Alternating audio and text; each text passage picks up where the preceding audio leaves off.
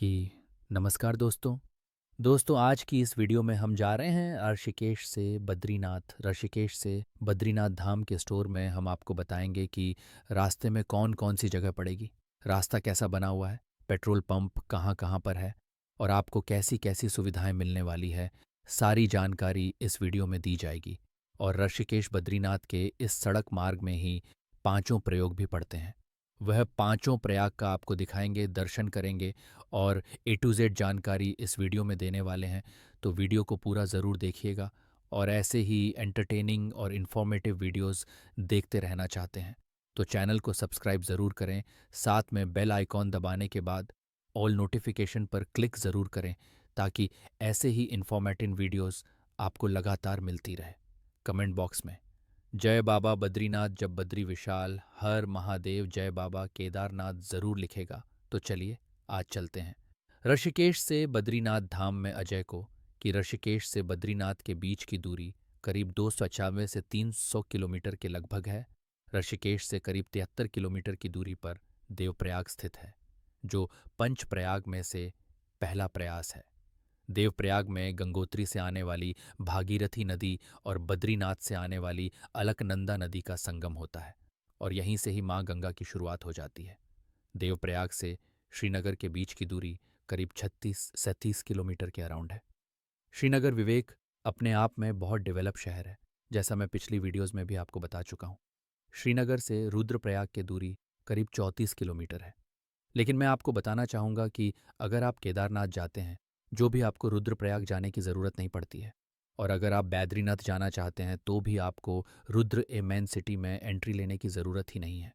मैं आपको एक ऐसा रास्ता बताता हूँ, या बिना रुद्रप्रयाग में जाए बद्रीनाथ की ओर भी निकल सकते हैं।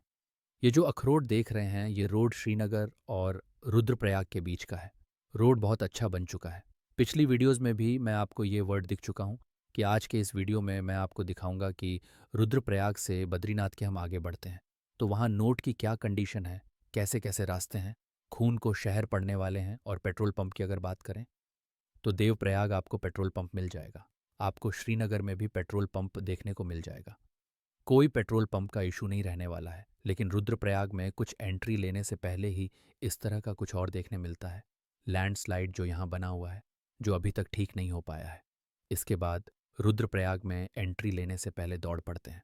हमें लेफ्ट वाले रोड पर चलना होता, जो बाईपास है, ऊपर किया। और आप देख पा रहे हैं ये सीधा बाईपास ज़्यादा केदारनाथ की ओर।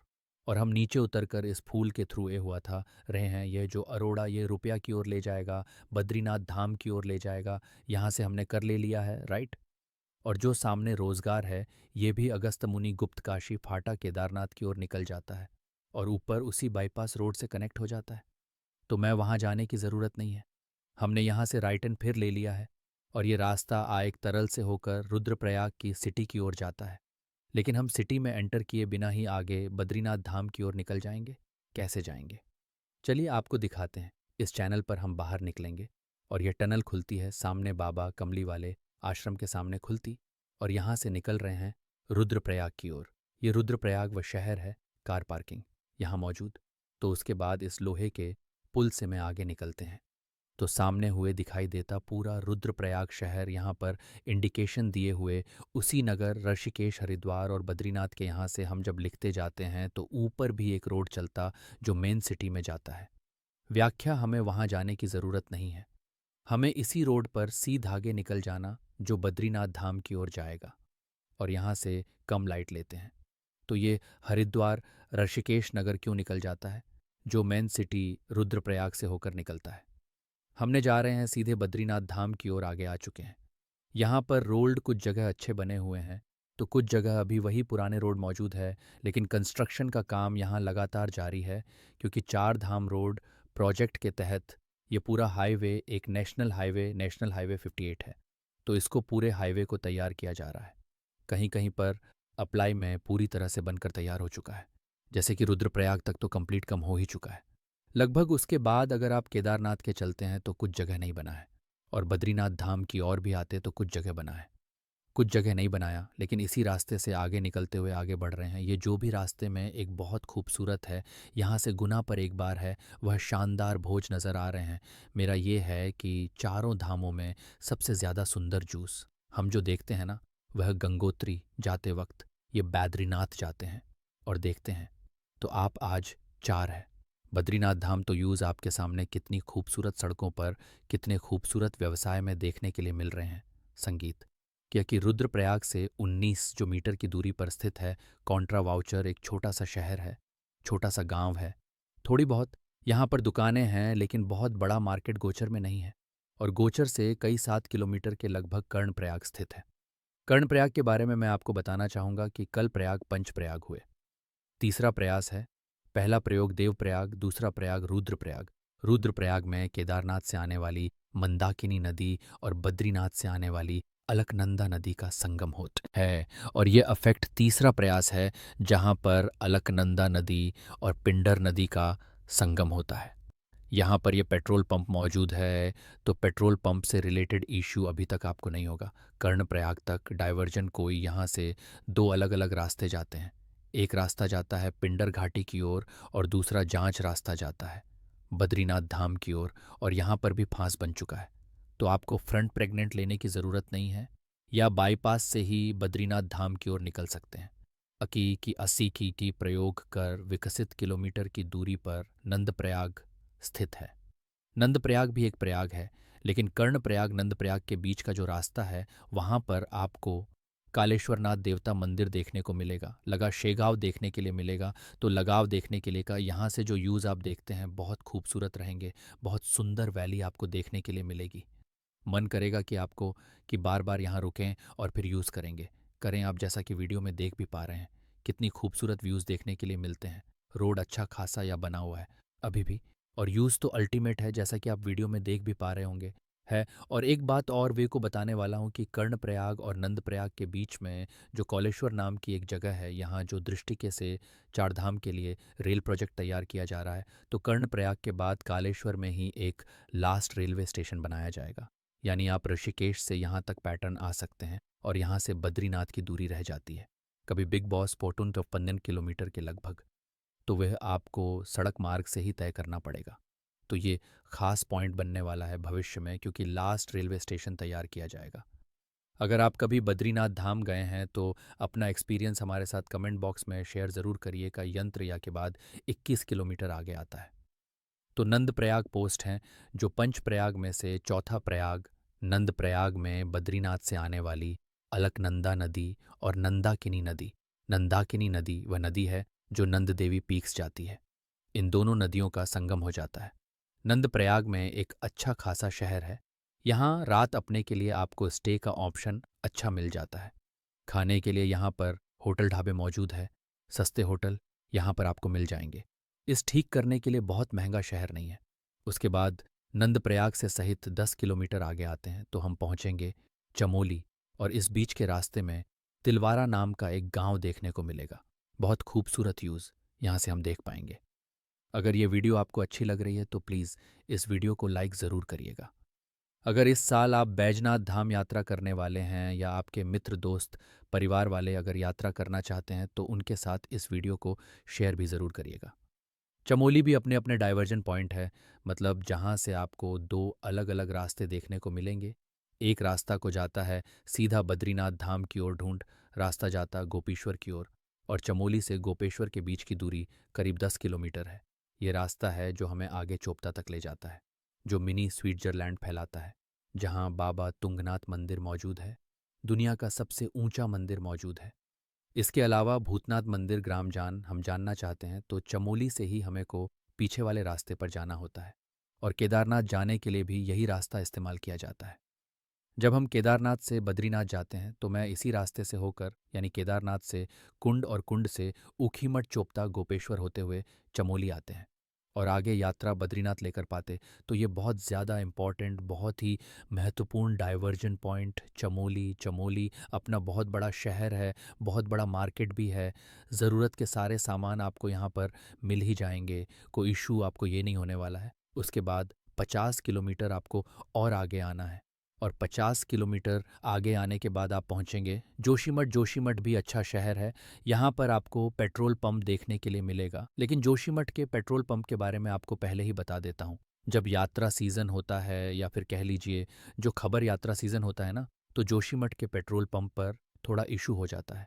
इसको आपको लेकर कह सकते हैं। अधिक मात्रा में पेट्रोल यहाँ से परचेस नहीं कर सकते हैं। को पेट्रोल आपको पहले से ही बनाकर रखना होगा। और इसके बाद पेट्रोल पंप भी नहीं है। बद्रीनाथ धाम का तो ये लास्ट पेट्रोल पंप पड़ता है। यहाँ पर हो सके तो खैर 91 पेट्रोल अपना है। पहले ही ज़रूर आकर लेकर जाएं। जोशीमठ में डाइवर्जन पॉइंट है। यहाँ से आप चार्ट ओपन प्ले के लिए निकल सकते हैं। यहाँ से पोल घूमने जा सकते हैं। यहाँ से आप तपोवन वैली की ओर जा सकते हैं। इसके अलावा और तीसरा रूट बद्रीनाथ धाम के तो जाता है, वहाँ के लिए अब हम निकल रहे हैं, और जोशीमठ से 12 किलोमीटर की दूरी पर विष्णुप्रयाग आ जाता है। विष्णुप्रयाग पंच प्रयाग में से पांचवा प्रयाग, जो अलकनंदा नदी और धौली गंगा नदी का संगम होता है। ये वही नदियाँ धौली गंगा जहाँ कुछ समय पहले ग्लेशियर टूटने के कारण बाढ़ आई थी, और यहाँ पर मौजूद जेपी हाइड्रो प्रोजेक्ट पूरी तरह से ध्वस्त हो चुका था। विष्णुप्रयाग हमें बहुत खूबसूरत दिखने के लिए मिलते हैं। जो आप देख पा रहा है, ये अलकनंदा नदी का एक विकराल रूप। पहाड़ बहुत ज़्यादा बारिश हो रही है, जिसके कारण अलकनंदा इस समय पानी बहुत ज़्यादा है तो बहुत तेज़ है।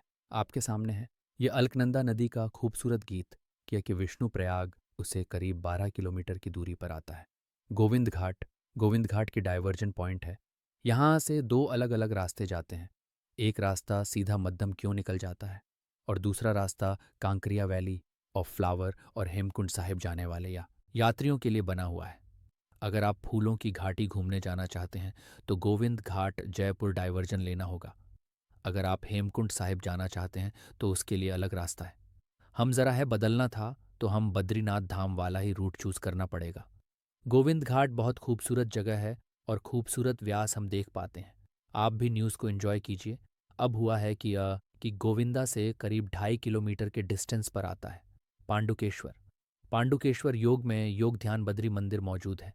यही सही, बद्रीनाथ धाम की कपाट खुलते वक्त डोली यात्रा निकलती है, और बहुत सुंदर सा छोटा सा गांव है, या देख सकते हैं बहुत खूबसूरत सा रोड, और रोड के क्षत्रप, ऊंचे ऊंचे पहाड़, एक तरफ अलकनंदा नदी का विकराल रूप, और सुंदर सा रोड पर खूबसूरत से जूस आप हिंजवे करते हैं। है यह देखिए आप कितना खतरनाक। तो कुछ ऐसे रास्तों से गुजरते आपको जाना होगा। जोशीमठ के बाद ये रास्ते हमें देखने के लिए मिलते हैं। पहाड़ मानो पूरी तरह से रोड पर नीचे गिरने को तैयार है। रोड पर सपोर्ट भी नहीं है। दूसरी साइड में, एक साइड में गहरी खाई अलकनंदा नदी, दूसरी तरफ ये नीचे गिरते पहाड़। कुछ ऐसे रास्तों से गुजरते हमें बद्रीनाथ धाम की ओर जाना पड़ता है। तो रोड साइड का जो एडवेंचर है वो बहुत खास रहता है। धार्मिक यात्रा के साथ कर दो कि पांडुकेश्वर से करीब 11 किलोमीटर की दूरी पर हनुमान चट्टी, यानी जहाँ पर हनुमान जी का एक प्राचीन मंदिर है, वह मौजूद है। लेकिन इसके बीच में जो एक गांव पड़ता है लाम्बगढ़, और ये लाम्बगढ़ वही गांव है जहाँ भी कुछ दिन पहले बड़े स्तर पर बादल फटा था। बादल फटने के कारण बद्रीनाथ हाईवे पूरी तरह बंद कर दिया गया था, क्योंकि रिकॉर्ड काफ़ी हद तक डैमेज हो गई थी। लेकिन अभी उसे चालू कर दिया गया है, तो रास्ता लेकिन टूटा हुआ है। बट बहुत बड़ी मात्रा में यहाँ से पानी निकला था। बादल फटने के कारण हनुमान चट्टी का यह मंदिर बहुत प्राचीन है। जो लोग बद्रीनाथ धाम दर्शन करने आते हैं वह यहाँ ज़रूर रखते हैं और हनुमान मंदिर में दर्शन करते हैं। अगर आप अपने पर्सनल गाड़ी या बाइक से आते हैं तो यहाँ ज़रूर करें, और मंदिर में दर्शन करने के बाद ही आगे की यात्रा पूरी करें। वैसे आर्षिकेश, अगर आप बद्रीनाथ आते हैं तो आर्षिकेश और हरिद्वार दोनों ही जगह से आपको बस इसकी भी फैसिलिटी मिल जाती है, और शेयर टैक्सी भी आपको आसानी निकले मिल जाएगी। इसके अलावा पर्सनल टैक्सी बुक करके भी आ सकते हैं। चाहे तो अपना वाहन भी लेकर आ सकते हैं। रास्ते से बने हुए हैं। कुछ जगह खराब है, लेकिन पूछेगा काफ़ी अच्छे हैं। कुछ जगह दोस्तों की चौड़ाई अभी भी बहुत कम है, लेकिन कुछ जगह बहुत अच्छे रोड बन चुके हैं। तो ये डिपेंड करता है पूरी तरह से वहाँ की लोकेशन पर। और जैसा कि पहाड़ों पर लगातार बारिश होती रहती है, तो रोड बनते हैं, तो कभी कभी टूट भी जाते हैं। तो ऐसे में रास्ता आपको मिला जुला देखने के लिए मिलेगा।